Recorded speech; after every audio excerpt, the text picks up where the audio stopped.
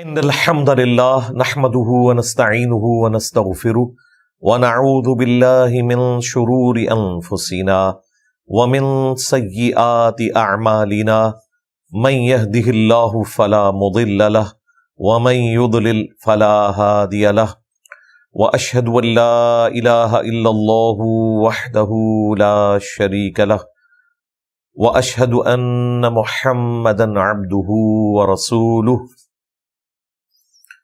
اما بعد فإن خير الحديث كتاب الله وخير الهدي هدي محمد صلى الله عليه وآله وسلم وشر الأمور محدثاتها وكل محدثة بدعة وكل بدعة ضلالة وكل ضلالة في النار.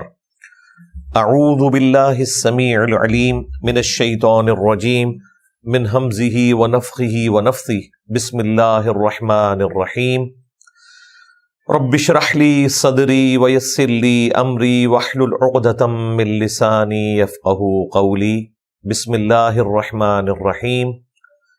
ان اللہ وملائکتہ یصلون علی النبی یا ایہا الذین آمنوا صلوا علیہ وسلموا تسلیما. اللهم صل على محمد وعلى آل محمد كما صليت على إبراهيم وعلى آل إبراهيم إنك حميد مجيد. اللهم بارك على محمد وعلى آل محمد كما باركت على إبراهيم وعلى آل إبراهيم إنك حميد مجيد. اللهم ربنا آتنا في الدنيا حسنة وفي الآخرة حسنة وقنا عذاب النار. ربنا آتنا من لدنك رحمة وهيئ لنا من أمرنا رشدا. لا إله إلا أنت سبحانك إني كنت من الظالمين.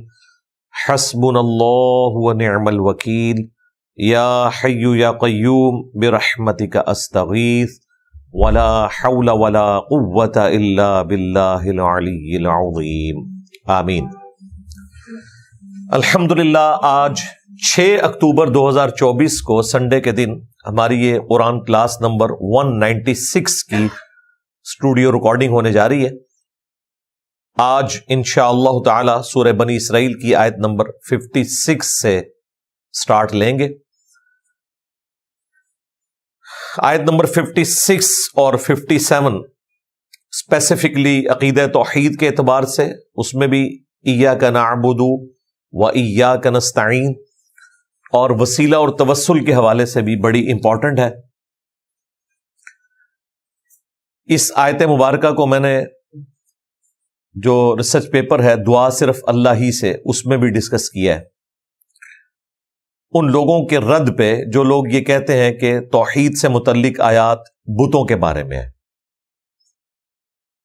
یہ آیت مبارکہ بتوں سے متعلق نہیں ہے بلکہ جنات سے متعلق ہے.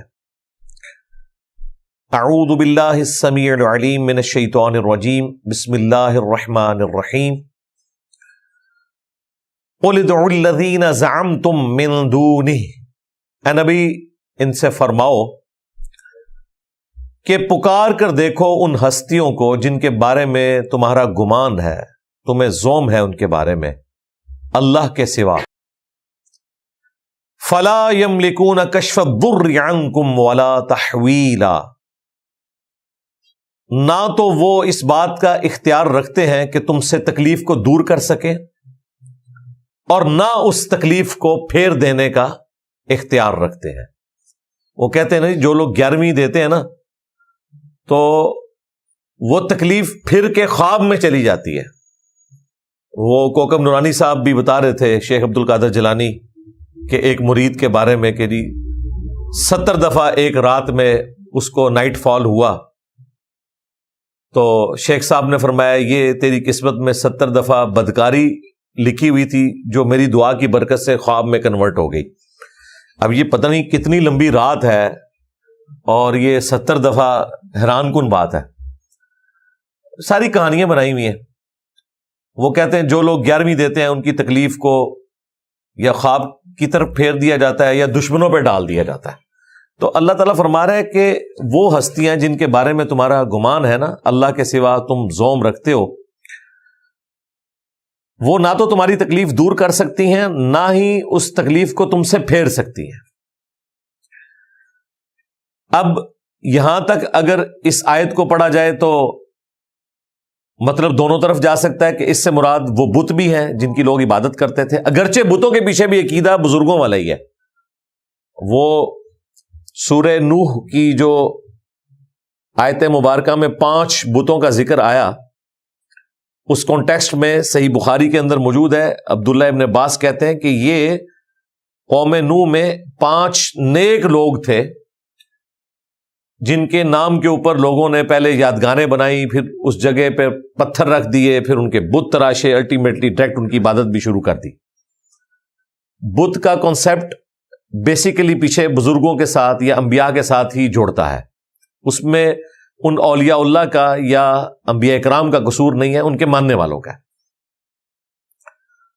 تو یہ آیت مبارکہ بتوں سے متعلق بھی ہو سکتی ہے اور انبیاء سے متعلق بھی ہو سکتی ہے ڈائریکٹلی، انڈائریکٹلی تو ہے، ظاہر ہے بت ہمیشہ اللہ کے نیک بندوں کے ہی بنائے جاتے ہیں، لیکن اگلی آیت اس کو کلیئر کر رہی ہے۔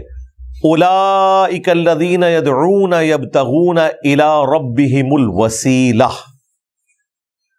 وہ مقبول بندے، یہ اعلیٰ حضرت اب ترجمہ کر رہے ہیں اس کا، یہ میرا ترجمہ نہیں ہے، جنہیں یہ پوج رہے ہیں یا پکار رہے ہیں، وہ پکارنا ترجمہ کرنے میں ان کو ذرا تھوڑا تردد ہوتا ہے تو وہ پوجنا کر دیتے ہیں۔ یبتغون الی ربہم الوسیلہ، وہ تو خود اپنے رب کی طرف وسیلہ تلاش کرتے ہیں۔ اب یہ پتہ چل گیا کہ جن ہستیوں کو تم اللہ کے سوا پوج رہے ہو وہ تو خود اللہ کی طرف متوجہ ہوتے ہیں اپنی مشکل کشائی کے لیے، اپنی حاجت روائی کے لیے۔ کس طریقے سے؟ الی ربہم الوسیلہ، وہ اپنے رب کے حضور وسیلہ تلاش کرتے ہیں۔ کون؟ اللہ کے نیک بندے۔ بھئی انہوں نے تو اللہ کے نیک بندوں کو وسیلہ بنانا تھا، اور اللہ تعالیٰ فرما رہا ہے جن ہستیوں کو تم اللہ کے سوا پوج رہے ہو وہ بھی اپنے رب کے حضور وسیلہ تلاش کرتے ہیں۔ وہ کون سا وسیلہ تلاش کر رہے ہیں؟ وہ والا وسیلہ تلاش کر رہے ہیں جو واقعتاً وسیلہ قرآن میں رپورٹ ہوا ہے۔ سورۃ المائدہ کی آیت نمبر 35 بڑی مشہور آیت ہے جو اکثر وسیلے کے حق میں پیش کی جاتی ہے، بیسیکلی اسی کی بریکٹ اس میں آگے کھل رہی ہے۔ یا ایھا الذین آمنوا، اے وہ لوگوں جو ایمان لائے ہو، اتقوا اللہ، تقوی اختیار کرو اللہ کا، وابتغوا الیہ الوسیلہ، اور اس کی طرف وسیلہ تلاش کرو، وجاہدوا فی سبیلہ، اور جہاد کرو اللہ کی راہ میں، یعنی کوشش کرو، لعلکم تفلحون، تاکہ تم فلاح پا جاؤ۔ یہاں پر بھی پتہ چل گیا کہ وسیلے سے مراد اللہ کی راہ میں کوشش کرنا ہے، لیکن سورہ بنی اسرائیل میں یہ آیات کھل گئی ہیں کہ جن ہستیوں کو تم اللہ کے سوا پکار رہے ہو نا، اور یہ عقیدہ رکھتے ہو کہ یہ تمہارے مشکل کشا ہوں گے، وہ تو خود وسیلہ تلاش کرتے ہیں اپنے رب کے حضور۔ ایہم اقرب، کون ان میں سے اپنے رب کا قرب اختیار کر لے، یعنی نیک اعمال کے ذریعے وہ اپنے رب کا قرب اختیار کرتے ہیں، اور تم ان ہستیوں کو ہی مشکل کشائی کے لیے پکار رہے ہو۔ اور یہ جو میں بات کر رہا ہوں یہ بخاری مسلم دونوں میں لکھی ہوئی ہے۔ اس آیت کی تفسیر میں صحیح بخاری اور صحیح مسلم میں ابن مسعود رضی اللہ تعالیٰ عنہ کا قول ہے کہ یہ ان جنات کے بارے میں آیت مبارکہ نازل ہوئی کہ جب مشرکین عرب جنگلوں میں جایا کرتے تھے تو وہ ان جنات کی پناہ حاصل کیا کرتے تھے۔ وہ کہتے تھے کہ جی یہ جنگل جس جن کے حوالے ہے ہم اس بڑے جن کی پناہ میں آتے ہیں، اور اللہ تعالیٰ فرما رہے کہ جن جنات کی یہ پناہ حاصل کرتے تھے وہ تو خود ایمان لا کر اپنے رب کے حضور متوجہ ہیں، اپنے رب کے حضور سر تسلیم خم کرتے ہیں، اور یہ لوگ ابھی تک ان کی پناہ حاصل کر رہے ہیں۔ وہ تو خود اپنے رب کے حضور وسیلہ تلاش کرتے ہیں، یعنی نیک اعمال کرتے ہیں۔ ایہم اقرب، کہ کون اپنے رب کا قریبی ہو جائے، وَيَرْجُونَ رَحْمَتَهُ، اور وہ اپنے رب کی رحمت کے امیدوار ہیں، وَيَخَافُونَ عَذَابَهُ، اور اپنے رب کے عذاب سے ڈرتے ہیں، یعنی وہ بندے تو ہر وقت یہ چاہتے ہیں کہ ہم اپنے رب کی رحمت حاصل کر لیں، اس کے عذاب سے بچ جائیں، وہ خود کانپ رہے ہیں اللہ کے خوف سے، اور یہ لوگ ان ہستیوں کو اللہ کے مقابلے پر مشکل کشا مانے ہوئے ہیں۔ ان عذاب ربک کان محذورا، بے شک تیرے رب کا عذاب اس قابل ہے کہ اس سے ڈرا جائے، یعنی یہ کوئی کیجول لینے والی چیز نہیں ہے، بلکہ اس سے ڈرنا چاہیے۔ اب یہ بالکل واضح آیت ہے کہ یہ اللہ کے نیک بندوں کے بارے میں، ان جنات کے بارے میں آیت مبارکہ نازل ہوئی جن کو لوگ مشکل کشا سمجھتے تھے، حالانکہ وہ خود اپنے رب کے حضور وسیلہ تلاش کرتے تھے کہ کون اپنے رب کے حضور قریب ہو جائے۔ اب وسیلہ تلاش کرنے کے کون کون سے طریقے ہیں؟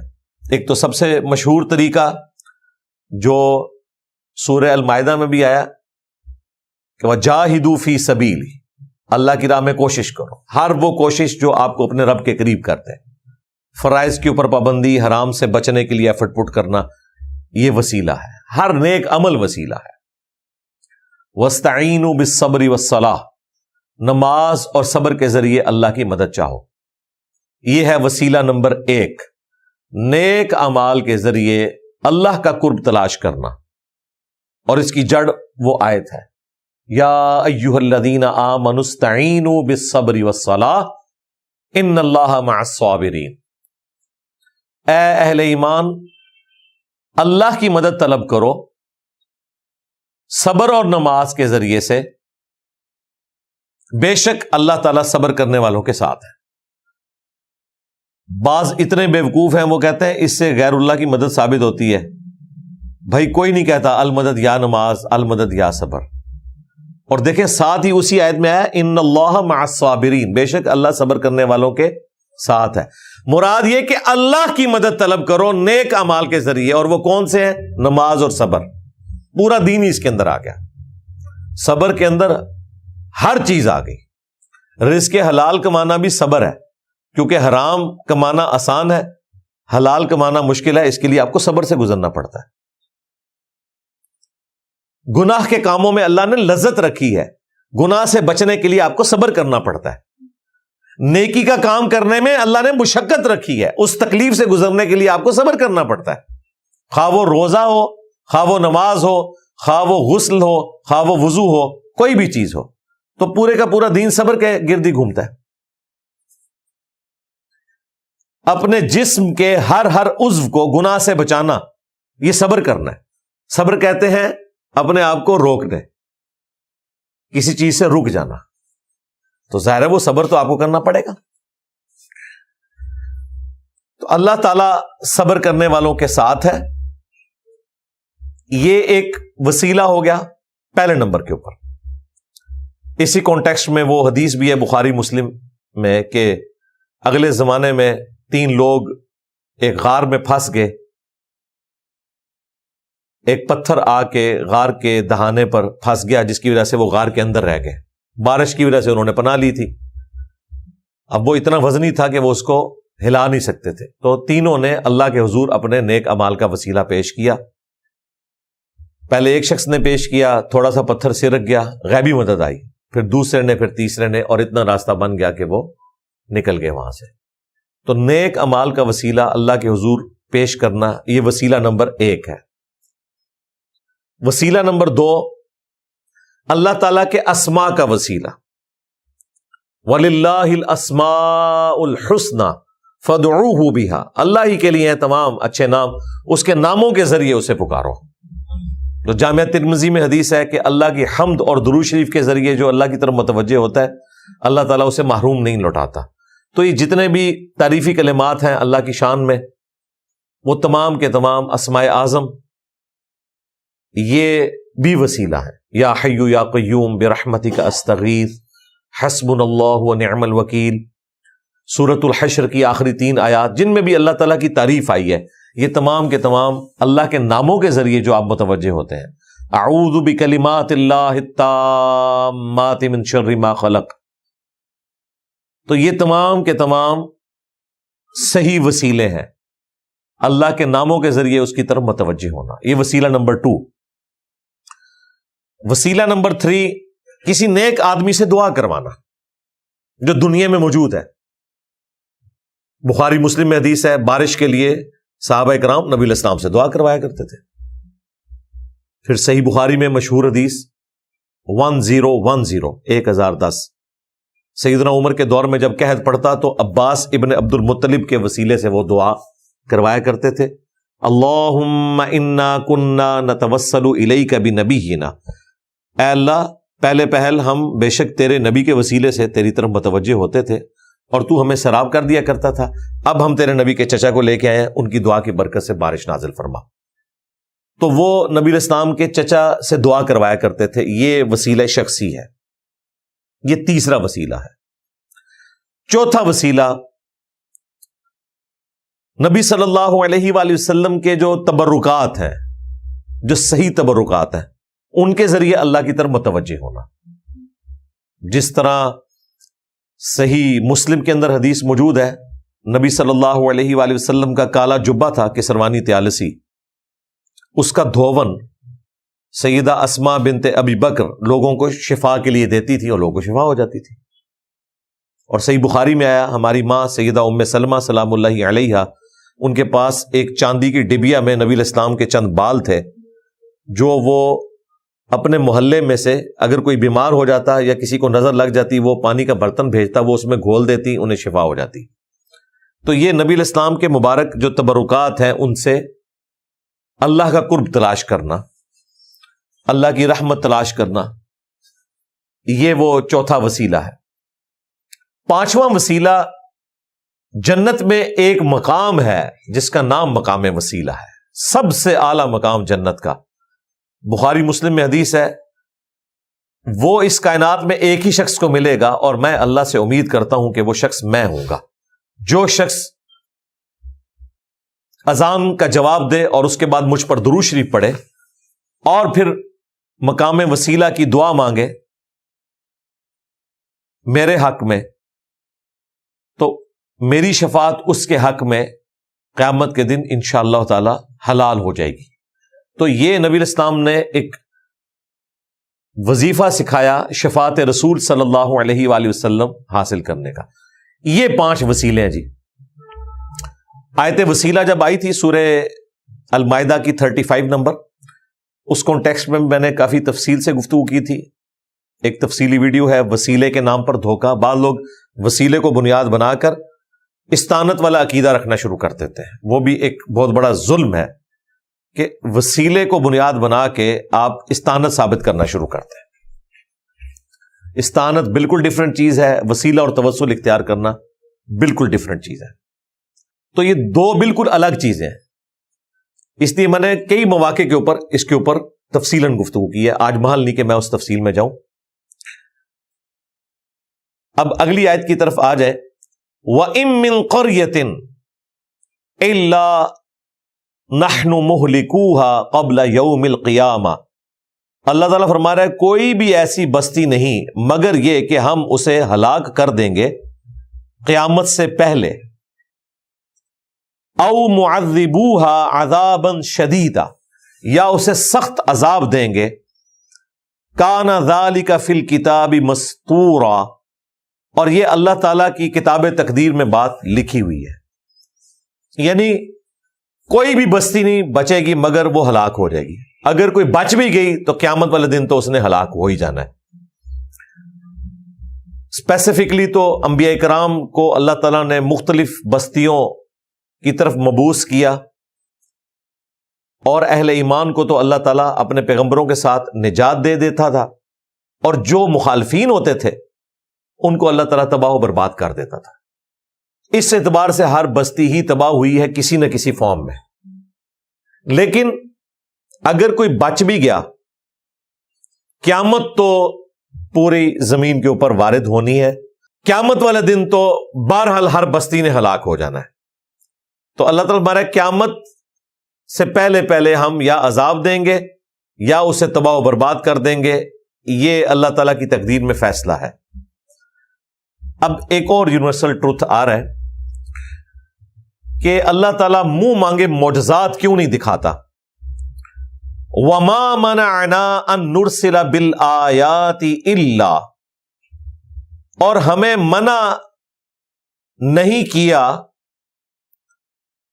معجزات بھیجنے سے مگر اس بات نے ان کذب بها الاولون، کہ پہلے لوگوں کو بھی جو منہ مانگے معجزات دیے گئے تو انہوں نے بھی تو انکار کیا تھا. وَآتَيْنَا ثَمُودَ النَّاقَةَ مُبْصِرَةً، اور ہم نے قوم سمود کو تو اتنا روشن ایک معجزہ دکھایا تھا، اونٹنی کی شکل میں آنکھیں کھولنے والا. فَظَلَمُوا بِهَا، تو انہوں نے اس پر ظلم کیا، اور اس کا اینڈ رزلٹ کیا نکلا؟ اس قوم پر عذاب آ گیا. یہ آیت بتا رہی ہے کہ اللہ تعالیٰ منہ مانگے معجزات اس لیے نہیں دیتا کہ جب منہ مانگا معجزہ دیا جائے اس کے انکار کے بعد پھر توبہ کا دروازہ بند ہو جاتا ہے. اسی سورہ بنی اسرائیل میں آگے چل کے آئے گا کہ 9 معجزات تھے جو مشرکین عرب مانگتے تھے کہ آپ یہ کر کے دکھائیں. اگر وہ پورے کر دیے جاتے تو پھر کئی رضی اللہ تعالیٰ عنہ آج رضی اللہ تعالیٰ عنہ نہ ہوتے، ہلاک ہو جاتے. تو یہ اللہ کی رحمت تھی. دیکھیں 19 سال کے بعد خالد ابن ولید اسلام لے کر آئے ہیں. اتنا لمبا زمانہ پایا، اس دوران قتل بھی ہو سکتے تھے، نیچرل ڈیتھ بھی جا سکتے تھے. یہ اللہ تعالیٰ کی مہربانی ہے. تو اللہ تعالیٰ اگر منہ مانگا معجزہ دے دے اس کے بعد پھر عذاب آ جاتا ہے جو لوگ بات نہیں مانتے. تو اللہ تعالیٰ نے وہاں پر بھی آگے چل کے آئے گا سورہ بنی اسرائیل آیت نمبر 93 میں کہ اے نبی یہ جو معجزات تم سے مانگ رہے ہیں نا کہ تمہارا کوئی باغ ہو جس میں تم نہریں رواں کر دو، یا کوئی سونے کا گھر ہو، یا تم آسمان پر چڑھ جاؤ، اور آسمان پر چڑھنا بھی نہیں مانیں گے جب تک کہ ہماری نظروں کے سامنے ایک کتاب لے کے نیچے نازل نہ ہو، تمہارے ساتھ فرشتے پھرتے ہوں. ان تمام باتوں کے جواب میں تم کہو کہ میں تو بشر ہوں، رسول ہوں، معجزات اللہ کے پاس ہیں، میں ڈر سنانے کے لیے آیا ہوں، یہ میری رسپانسبلٹی ہے. اللہ کے لیے مشکل نہیں تھا یہ معجزات دکھانا، لیکن پھر اللہ تعالیٰ کا حکم عذاب آ جانا تھا. تو اللہ تعالیٰ فرما رہا ہے کہ ہمیں معجزات دکھانے سے، جو منہ مانگے معجزات ہیں، کسی چیز نے منع نہیں کیا سوائے اس چیز کے کہ اللہ تعالیٰ نے کہا کہ آلریڈی انسانیت میں یہی ہوا ہے کہ جب منہ مانگا معجزہ دکھایا گیا، بات انہی لوگوں نے ماننی تھی جنہوں نے پہلے مانی ہوئی تھی، اور جو انکار کرنے والے تھے وہ انکار پر ہی بضد رہے اور وہ عذاب کا شکار ہو گئے. اس لیے پھر بہرحال یہ بہت بڑی رحمت ہے اللہ تعالیٰ کی طرف سے کہ منہ مانگا معجزہ نہ دیا جائے تاکہ قوم کے لیے اور مہلت کا ٹائم اویلیبل ہو جائے. وَمَا نُرْسِلُ بِالْآيَاتِ إِلَّا تَخْوِيفًا، اور ہم نشانیاں نہیں بیچتے تھے مگر ڈر سنانے کو، تاکہ لوگ عبرت حاصل کر لیں، اللہ کی طرف پلٹ آئیں. وَإِذْ قُلْنَا لَكَ إِنَّ رَبَّكَ أَحَاطَ بِالنَّاسِ، اور جب تم نے لوگوں سے فرمایا کہ اللہ تعالیٰ بے شک لوگوں کا احاطہ کیے ہوئے ہے، یعنی یہ بھی لوگوں کے لیے ماننا مشکل تھا نا کہ ایک اللہ کائنات کی تمام مخلوقات کے ہر عمل سے واقف ہے، اپنے علم سے ہر چیز کو گھیرے ہوئے ہے. تو ظاہر ہے کہ یہ بات ایک انسان کے لیے ایکسیپٹ کرنا بڑا مشکل ہے، اس زمانے کے انسان کے لیے. آج تو خیر ہمیں سائنس کی برکت سے کتنی چیزیں پتہ چل گئی ہیں کہ اللہ تعالیٰ نے انسان کو کتنی ترقی کروا دی ہے کہ وہ ایک چھوٹے سے سم کارڈ کے اندر، ایک چھوٹی سی چپ کے اندر، چھوٹی سی ہارڈ ڈسک میں اتنا ڈیٹا سٹور کر لیتا ہے.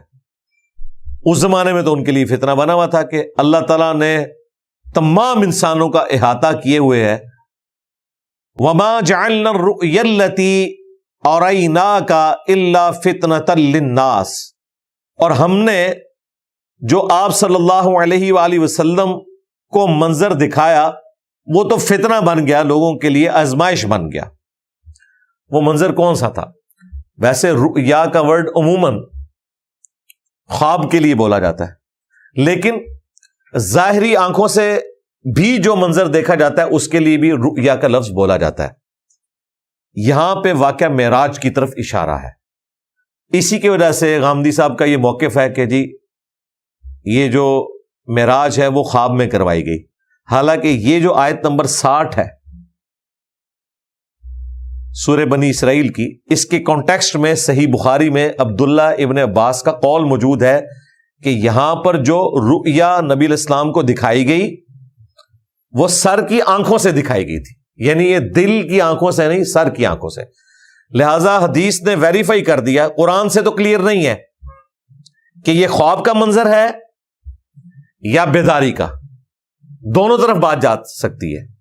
ویسے تو دقت نظر سے دیکھیں تو اس سورت کا آغاز جو ہوا ہے وہ جن الفاظ کے ساتھ ہے کہ پاک ہے وہ ذات جو اپنے بندے کو لے گیا راتوں رات بیت اللہ سے مسجد اقصیٰ کی طرف، یعنی اللہ تعالیٰ نے اپنی قدرت کا ایک نمونہ دکھایا لوگوں کو اور بندے کو لے گیا. ظاہر خواب میں اگر سیر کروائی جائے تو پھر یہ نہیں کہا جاتا کہ بندے کو لے گیا، پھر تو یہ ہونا تھا کہ بندے کو دکھایا.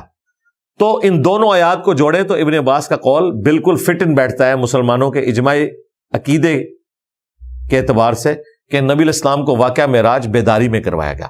ویسے نبی علیہ السلام کو کئی دفعہ معراج ہوئی ہے، اس کے علاوہ بھی بخاری مسلم میں ہے، خواب میں آپ کو کئی مناظر دکھائے گئے ہیں، لیکن یہ جو بڑی معراج ہے الاسراء والمعراج وہ آپ علیہ السلام کا فزیکل ایکسپیرینس ہے، خواب کا ایکسپیرینس نہیں ہے.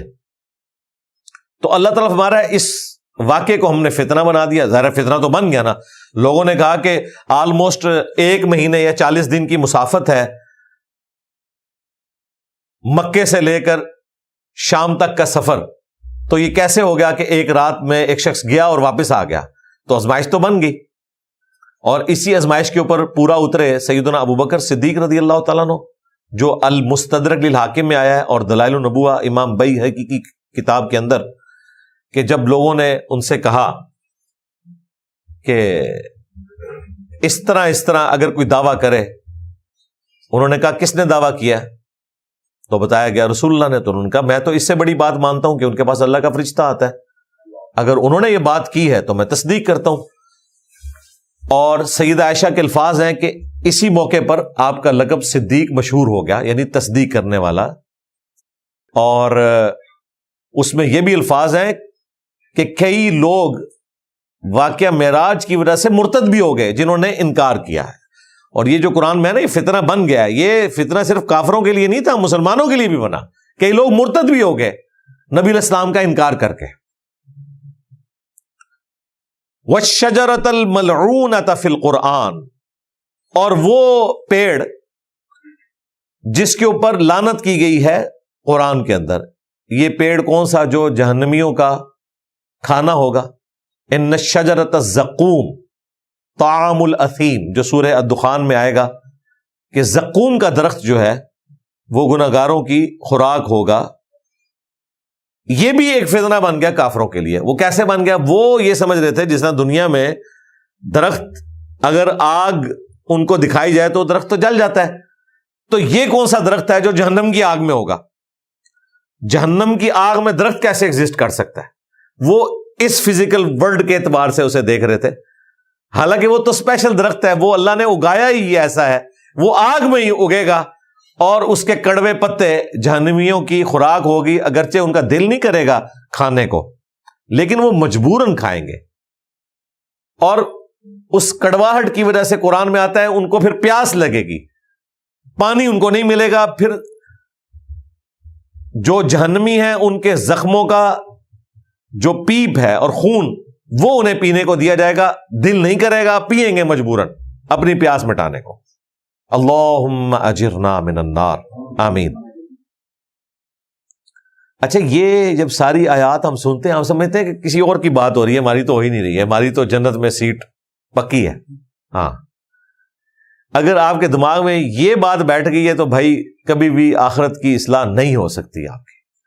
فوراً اپنے آپ کو وہاں رکھ کے دیکھیں کہ یار یہ میرے ساتھ نہ ایسا ہو جائے، تب فائدہ ہے. ادروائز تو یہ روٹین میں باتیں سنیں آپ ایک انجوائمنٹ کے طور پر. جس طرح آج ہم فلسطینیوں کی تکلیف کا اندازہ نہیں کر سکتے، ہم صرف ٹی وی میں سن لیتے ہیں کہ آج اتنے لوگ شہید ہو گئے، فلاں جگہ کارپیٹ بمبنگ ہوئی اور اتنے بچے شہید ہو گئے، لیکن فزیکلی وہ تکلیف وہی لوگ کاٹ رہے ہیں. ہاں ہم یہاں بیٹھے ہوئے ہیں، ہم ایک خبر کے طور پہ تو اسے سن لیتے ہیں، آگے بیان بھی کر دیتے ہیں. خیر وہ تکلیف تو دنیاوی ہے، وہ تو ختم بھی ہو گئی، لیکن آخرت میں تو سورہ فرقان میں آتا ہے کہ آج 1000 دفعہ بھی موت مانگو، موت نہیں تمہیں آئے گی. موت تو نہیں آنی.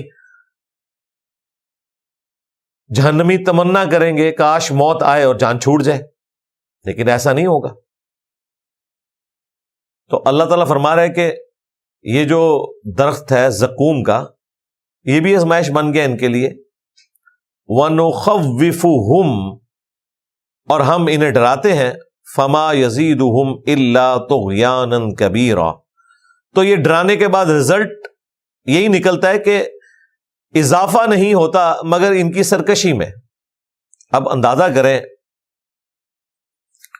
کہ اللہ تعالیٰ سمجھا رہا ہے اور نبی علیہ السلام دائی ہیں، اس کے باوجود اللہ تعالیٰ کہہ رہے ہیں ان کی سرکشی میں اضافہ ہی ہوتا جا رہا ہے. جب جب سمجھایا جاتا ہے ان کی سرکشی میں اضافہ ہوتا ہے. اس میں ہمارے لیے ایک مورل لیسن ہے کہ اگر ہم کسی کو دعوت حق پیش کرتے ہیں اور آگے سے وہ بھدک جاتا ہے یا سچائی کو قبول نہیں کرتا تو کوئی ٹینشن کی بات نہیں ہے، ہمارا فرض ادا ہو گیا. وَتَوَاصَوْا بِالْحَقِّ وَتَوَاصَوْا بِالصَّبْرِ. اللہ تعالیٰ بھی دیکھیں اس چیز کو بیان کر رہے ہیں کہ ہم نے جب جب قرآن میں کسی کو سمجھانے کے لیے کوئی بات کی ہے تب تب ان کی سرکشی میں اضافہ ہی ہوا ہے. کتنی حیران کن بات ہے. ہونا تو چاہیے تھی، یہاں آیت ویسے یہ ہونی چاہیے تھی اگر عام بندے سے پوچھا جائے کہ اللہ نے جب جب سمجھایا بندوں کو صحیح سمجھ آ گئی، لیکن نہیں آ رہی کیونکہ وہ سمجھنا نہیں چاہتے، گمراہی کے اوپر تلے میں. اب میرے بھائیوں قصہ آدم اور ابلیس کا کچھ حصہ یہاں پر بھی ڈسکس ہو رہا ہے. قرآن میں 7 دفعہ آیا، ان میں سے ایک سورہ بنی اسرائیل بھی ہے. تفصیل کے ساتھ تو سورۃ الاعراف میں آیا اور سورۃ الحجر میں. باقی صورتوں میں تھوڑا بہت بیان آیا، سورۃ البقرہ میں، سورہ صاد کے اندر، سورہ طٰہٰ کے اندر، اور یہ سورہ بنی اسرائیل. وَإِذْ قُلْنَا لِلْمَلَائِكَةِ اسْجُدُوا لِآدَمَ، اور یاد کرو جب ہم نے فرشتوں کو حکم دیا کہ سجدہ کرو آدم کو. فَسَجَدُوا إِلَّا إِبْلِيسَ، تو سب کے سب سجدے میں گر پڑے سوائے ابلیس کے. اب یہ بریکٹ یہاں پر نہیں کھلتی کہ ابلیس نے سجدہ کیوں نہیں کیا فرشتہ ہوتے ہوئے. وہ بریکٹ کھلتی ہے سورہ الکہف کی آیت نمبر 50 میں. کان من الجن ففسق عن امر ربی، وہ جنوں میں سے تھا اس لیے اس نے اپنے رب کی نافرمانی کی. لہذا جب فرشتوں کو حکم ہوا تو فرشتوں کے ساتھ ہونے کی وجہ سے وہ بھی اس حکم میں داخل تھا تغلیب کے قاعدے کے تحت. اس نے سجدہ نہیں کیا. اب کسی کے دماغ میں آ سکتا تھا کہ ہو سکتا ہے اس کو سمجھ نہ آئی ہو کہ یہ تو فرشتوں کو حکم ہے، میں تو جن ہوں. تو ایسی کوئی بات نہیں. ساتھ ہی اللہ تعالیٰ نے فرمایا قال اسجد لمن خلقت طینا. یہاں پہ وہ سٹوری کو شارٹ کر کے بیان کیا گیا کہ ابلیس بولا کہ میں اس کو سجدہ کروں جس کو تو نے مٹی سے بنایا. باقی جگہوں پہ آتا ہے کہ اللہ تعالیٰ نے پوچھا کہ تجھے کس چیز نے منع کیا کہ جو میں نے حکم دیا تو اس کو پورا نہیں کر رہا، تو اس کے جواب میں اس نے کہا. یہ سوال یہاں پہ مسنگ ہے، وہ باقی جگہوں پہ آتا ہے. تو اس سے یہ بھی پتہ چلا احادیث میں بھی اگر مختلف طرق آئیں، کچھ الفاظ ایک راوی نے بیان کیے کچھ دوسرے نے، تو اس کا مذاق اڑانا نہیں بنتا. ورنہ قرآن حکیم میں قصہ آدم اور ابلیس 7 دفعہ آیا ہے، 7 کی 7 دفعہ الفاظ میں بھی فرق ہے اور بیان کرنے میں بھی فرق ہے، لیکن ساری جگہوں کو ہم ایک جگہ جمع کرتے ہیں، ایک رزلٹ کے اوپر پہنچتے ہیں. اس نے کہا کہ میں اسے سجدہ کروں جس کو تو نے مٹی سے بنایا. قال ارأیتک ھذا الذی کرمت علی. پھر شیطان مزید بولا کہ دیکھ اس کو تو نے مجھ پر برتری دی ہے، معزز بنایا ہے، یعنی جو مٹی سے پیدا ہوا ہے. اور ظاہر ہے اس میں اس کا گمان یہ تھا کہ مٹی حقیر چیز ہے، پست ہے، آگ اوپر کو اٹھتی ہے، مٹی نیچے کو بیٹھتی ہے. حالانکہ یہ ایک اسپیکٹ ہے سوچنے کا دوسرا اسپیکٹ یہ ہے کہ آگ میں جو چیز بھی ڈالیں تباہ ہو جاتی ہے، اور مٹی میں آپ ایک بے قدر بیج بوئیں 6 ارب گنا بڑا درخت بن جاتا ہے۔ اللہ نے مٹی کو یہ کوالٹی بھی تو دی ہوئی ہے۔ لئن اخرتنی الی یوم القیامہ، اگر تو نے مجھے قیامت تک مہلت دی، لأحتنکن ذریتہ الا قلیلا، تو میں اولاد آدم کو پیس کر رکھ دوں گا سوائے چند لوگوں کے، ان کا کچومر نکال کے رکھ دوں گا۔ اب دیکھیں ذرا الفاظ دیکھیں، چھوڑوں گا نہیں۔ توبہ توبہ توبہ۔ قال اذهب، اللہ تعالیٰ نے فرمایا دور ہو جا۔ اب یہاں پر وہ مسنگ لنک ہے جو باقی جگہوں پہ آیا کہ اللہ تعالیٰ نے فرمایا کہ میں نے تجھے قیامت کے دن تک مہلت دے دی، ٹھیک ہے، وہ مسنگ ہے۔ فمن تبعک منہم، تو یاد رکھنا جو کوئی بھی تیری پھر اتباع کرے گا، فإن جہنم جزاؤکم جزاء موفورا، تو ایسوں کا بدلہ پھر دوزخ کی آگ ہوگی جو کہ بھرپور بدلہ ہے۔ بڑی حیران کن بات ہے، دنیا میں اگر کوئی شخص کسی بڑے شخص کو دھمکی لگائے کہ میں تیرے بندوں کو پیس کے رکھ دوں گا، اس کے جواب میں جس کو دھمکی لگائی جا رہی ہو وہ زیادہ طاقتور ہو تو وہ آگے سے کہتا ہے میں دیکھتا ہوں میرے بندوں کو کون ہاتھ لگاتا ہے۔ یہی ہوتا ہے نا، لیکن اللہ نے ایسا نہیں کیا۔ اس سے آپ کو اللہ تعالیٰ کی بے پرواہی کا اندازہ ہوا۔ اللہ کو کوئی پرواہ نہیں ہے کہ پیدا اس نے کیے ہیں اور وہ چل رہے شیطان کے راستے پہ، اللہ تعالیٰ کہتا ہے ٹھیک ہے دفع ہو جاؤ، میں نے کوئی گارنٹی نہیں لی تمہاری، میرا کام تھا تمہاری انسٹنکٹ میں حق رکھ دینا، انبیاء اور کتابوں کے ذریعے سچ بتا دینا۔ اب بھی تم نے اگر جہنم کا فیصلہ اپنے لیے کرنا ہے تو ٹھیک ہے جاؤ۔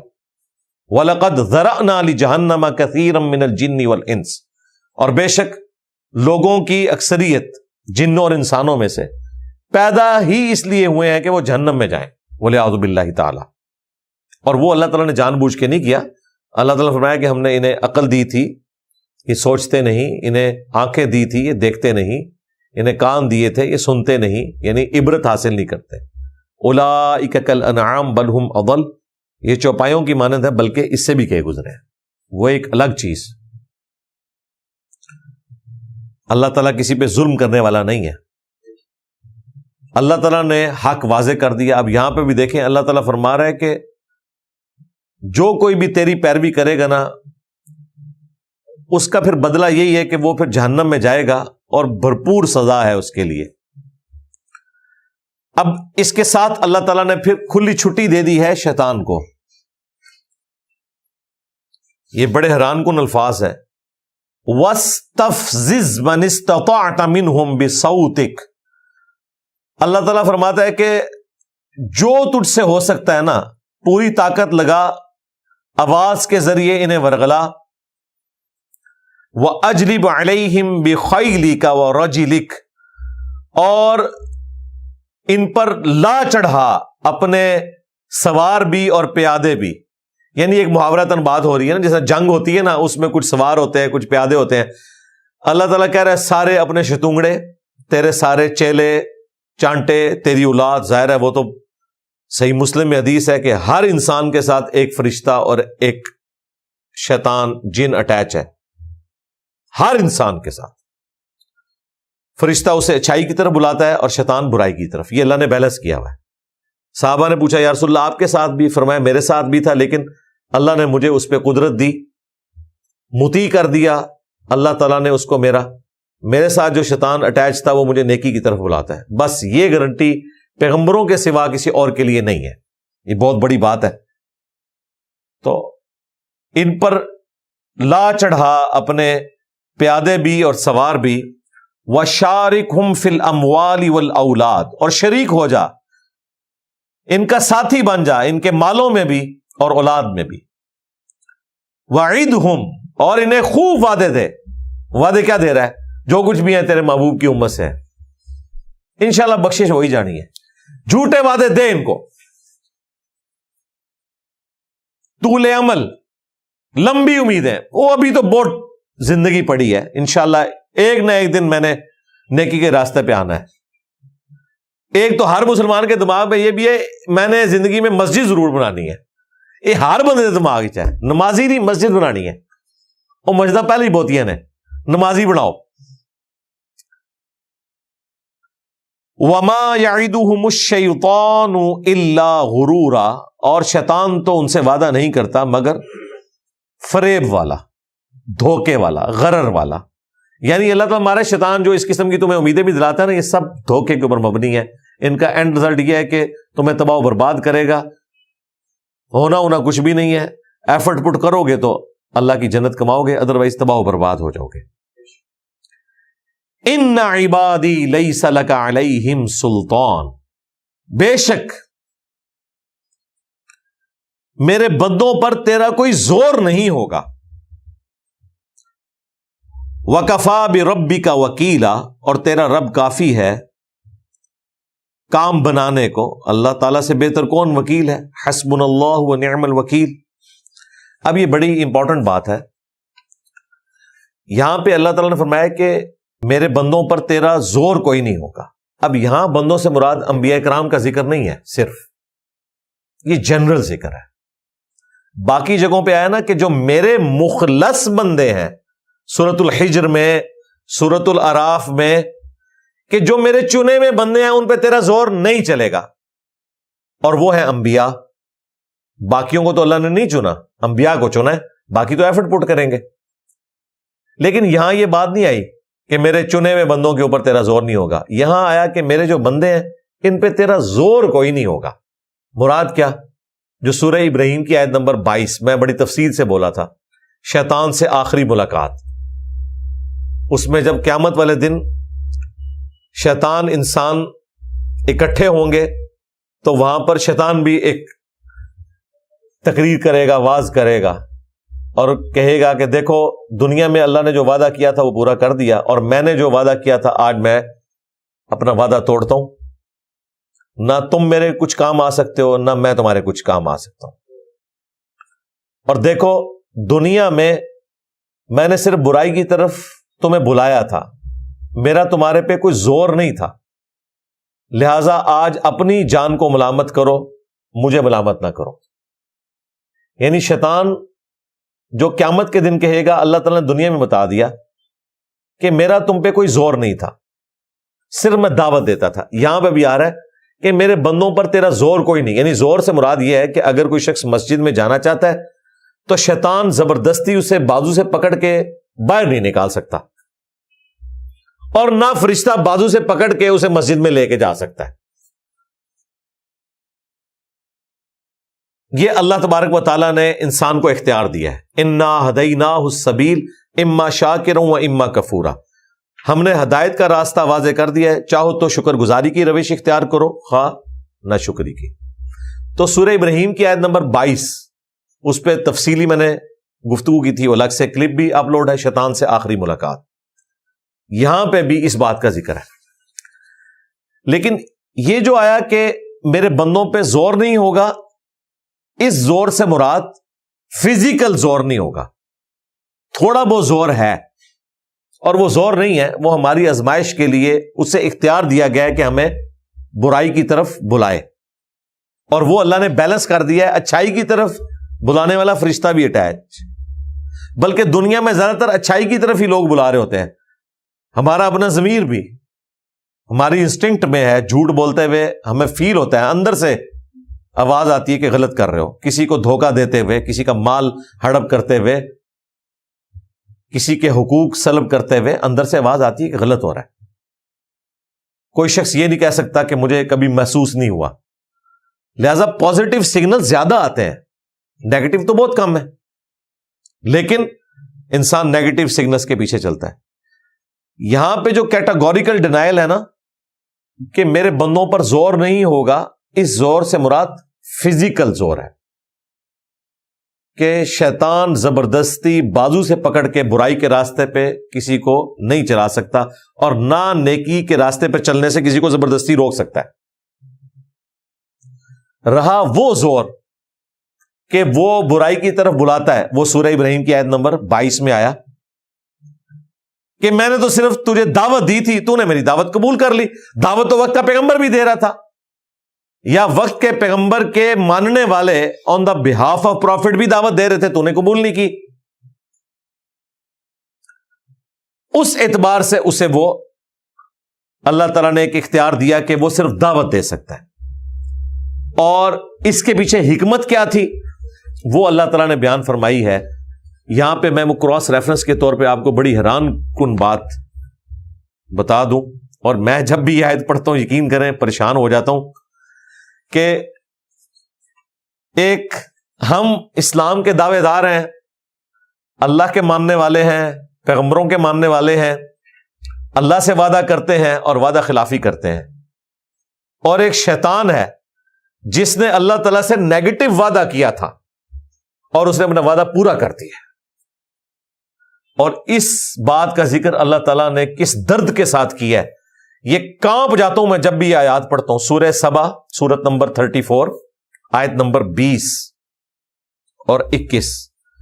وَلَقَدْ صَدَّقَ عَلَيْهِمْ إِبْلِيسُ ظَنَّهُ، اور بے شک ابلیس نے انہیں اپنا گمان سچ کر دکھایا. کیا گمان تھا؟ میں ان کو پیس کے رکھ دوں گا، یہ سارے کے سارے میرے پیچھے لگ پڑیں گے سوائے چند ایک لوگوں کے. یہاں پہ اللہ تعالیٰ نے کہا بے شک شیطان نے جو وعدہ کیا تھا نا، شیطان نے اپنا وعدہ پورا کر دیا، بندے نہیں اپنا وعدہ پورا کر سکے، شیطان نے اپنا وعدہ پورا کر دیا. فَاتَّبَعُوهُ، پس سب کے سب اس کی پیروی میں لگ گئے. إِلَّا فَرِيقًا مِّنَ الْمُؤْمِنِينَ، سوائے ایک اہل ایمان کا جو گروہ تھا، خوف خدا رکھنے والے، وہ بچے ہیں، باقی سب کے سب اس کے پیچھے لگے ہیں. ظاہر ہے اس سے بڑی کیا بات ہے. وَلَقَدْ زَرَعْنَا لِجَهَنَّمَ كَثِيرًا مِّنَ الْجِنِّ وَالْإِنسِ، بہت سے جن اور انسان الٹیمیٹلی جہنم میں جانے والے ہیں. وَمَا كَانَ لَهُ عَلَيْهِمْ مِنْ سُلْطَانٍ، اور ہم نے ان پر شیطان کو قابو نہیں دیا تھا مگر اس وجہ سے الا لنعلم من یؤمن بالآخرہ، تاکہ ہم یہ جانچیں کہ کون آخرت کے دن پر ایمان رکھتا ہے. یعنی یہ جو اس کو تھوڑا بہت اختیار دیا تھا نا کہ وہ برائی کی طرف بلائے گا، گناہ کو سجا کے سامنے پیش کرے گا، تو یہ ہم نے دیا تھا. اس کے بغیر تو پتہ ہی نہیں چلنا تھا کہ کون دودھ پینے والا مجنو ہے اور کون ہمارے ساتھ کمٹمنٹ نبھانے والا ہے. واقعی اس کے بغیر تو نہیں پتہ چل سکتا. دعویٰ کرنے والے تو اتنے بڑے بڑے دعوے کرتے ہیں. تو یہ ہم نے جو تھوڑا بہت اختیار دیا، یہ میں نے آیت اس لیے کوٹ کی، وہاں اللہ تعالیٰ کہہ رہا ہے ہم نے کوئی اختیار ہی نہیں دیا ہوا اس کو. یہاں اللہ تعالیٰ کہہ رہا ہے ہم نے اختیار دیا ہے. وہ جس اختیار کی نفی ہے وہ فزیکل اختیار ہے، اور یہ جس کا اثبات ہے یہ وہ اختیار ہے کہ دعوت، جو سورہ ابراہیم کی آیت نمبر 22 میں بھی آیا. یہ ہم نے اس لیے دیا تاکہ ہم جانچیں کون آخرت پر ایمان لانے والا ہے. ممن ہوا منہا فی شک، اور کون ان میں سے ایسا ہے جو آخرت کے معاملے میں شک میں مبتلا ہے. ظاہر ہے جسے پتا ہے میں نے اللہ کے حضور پیش ہونا ہے تو اس نے تو شیطان کی پیروی نہیں کرنی. اس نے تو کہنا یہ میں 50-60 سال کا روزہ رکھ لوں اور پھر ہمیشہ کی افطار ہے، اربوں سال کی زندگی ہے. وَرَبُّكَ عَلَىٰ كُلِّ شَيْءٍ حَفِيظٌ، اور بے شک تمہارا رب ہر چیز کے اوپر نگہبان ہے. یہ دو آیتیں مبارکہ اس پورے مقدمے کو کلیئر کر دیتی ہیں کہ انسان اپنا وعدہ پورا نہیں کر سکا، شیطان نے اپنا وعدہ پورا کر دیا اور اس نے کچومر نکال کے رکھ دیا اولاد آدم کا سوائے چند اہل ایمان کے. اور وہ بھی اللہ تعالیٰ نے اس شیطان کو اختیار نہیں دیا تھا کہ وہ فزیکلی کچھ کر سکے سوائے دعوت دینے کے. تو یہ بڑا حیران کن معاملہ ہے.